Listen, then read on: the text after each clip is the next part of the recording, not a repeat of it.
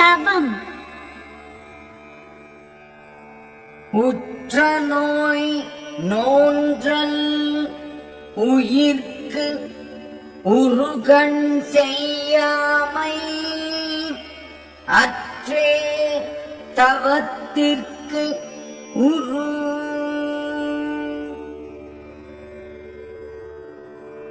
தனக்கு உற்ற துன்பத்தை பொறுத்தலும் மற்ற உயிர்க்கு துன்பம் செய்யாதிருத்தலுமாகிய அவ்வளவே தவத்திற்கு வடிவமாகும்.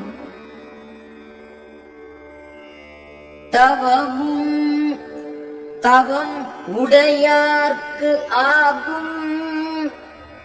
அவம் அதனை அகுது இலார் மேற்கொள்வது.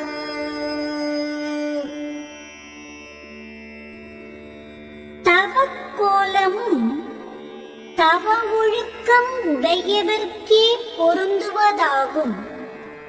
அக்கோலத்தை தவ ஒழுக்கம் இல்லாதவர் மேற்கொள்வது வீண் முயற்சியாகும். துறந்தார்க்கு துப்புரவு வேண்டி மறந்தார்கொல் மற்றையவர்கள் தவம். துறந்தவர்க்கு உணவு முதலியவை கொடுத்து உதவ வேண்டும் என விரும்பி மற்றவர்களாகிய இல்லறத்தினர் தவம் செய்தலை மறந்தார்களோ ஒன்னார் தெறலும் உவந்தாரை ஆக்கலும் எண்ணின் தவத்தான் வரும். தீமை செய்யும் பகைவரை அடக்குதலும் நன்மை செய்யும் நண்பரை உயர்த்துதலும் நினைத்த அளவில் தவத்தின் வலிமையால் உண்டாகும். வேண்டிய வேண்டியாங்கு எய்தலான் செய்தவம் ஈண்டு முயலப்படும். விரும்பிய பயன்களை விரும்பியவாறே அடைய முடியுமாகையால் செய்யத்தக்க தவம் இந்நிலையிலும் இல்லற வாழ்க்கையிலும் முயன்று செய்யப்படும்.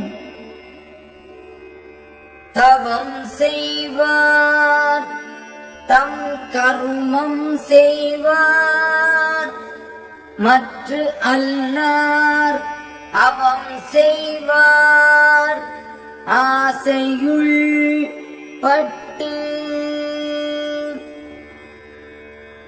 தவம் செய்கின்றவரே தமக்குரிய கடமையை செய்கின்றவர் ஆவர்.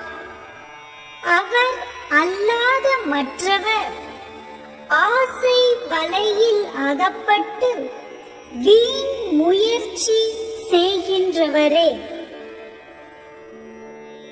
சுடச்சுடரும் பொன்போல் ஒளிவிடும் துன்பம் சுடச்சுட நோக்கிற்பவர்க்கு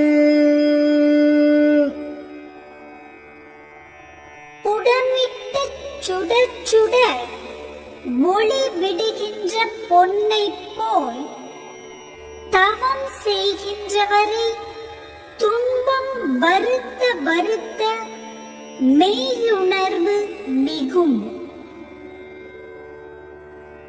தன்னுயிர் தான் அறப்பெற்றானை ஏனைய மன்னுயிர் எல்லாம் தொழும்.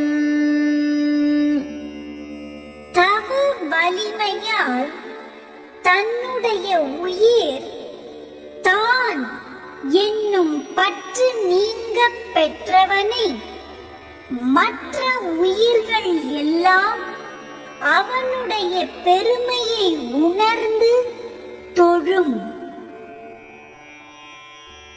கூற்றம் குதித்தலும் கைகூடும் நோற்றலின் ஆற்றல் தலைப்பட்டவர்க்கு.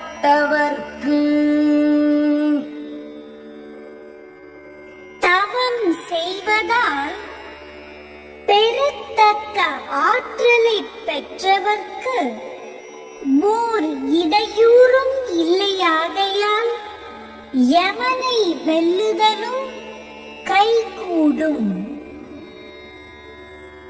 இலர் பலர் ஆகிய காரணம் நோற்பார் சிலர் பலர் நோலாதவர்.